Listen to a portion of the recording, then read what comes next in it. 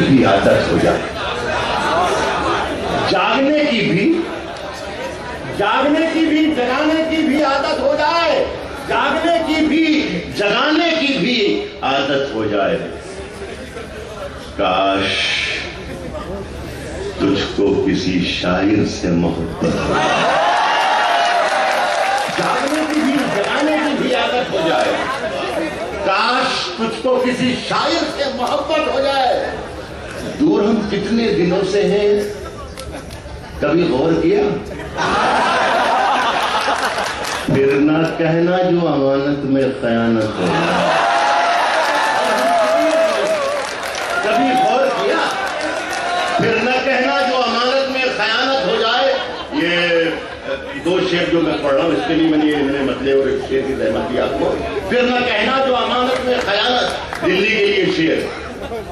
फिर न कहना जो अमानत में खयानत हो जाए, इससे पहले दूर इससे फिर न कहना जो अमानत में खयानत, हम तो चांद उगाने होंगे। यही निकल गया। जुगनुमो, शुक्रिया मंसूर। जुगनुमो, तुमको नए चांद उगाने होंगे। जुगनू, तुमको नए चांद उगाने होंगे, इससे पहले कि अंधेरों की हुकूमत हो जाए। जुगनू, तुमको नए चांद उगाने होंगे, इससे पहले कि अंधेरों की हुकूमत हो जाए। इजाजत चाह रहा हूं, अंधेरों की हुकूमत हो जाए और उखड़े पड़ते हैं मेरी कब्र के पत्थर, उखड़े पड़ते हैं मेरी कब्र के पत्थर।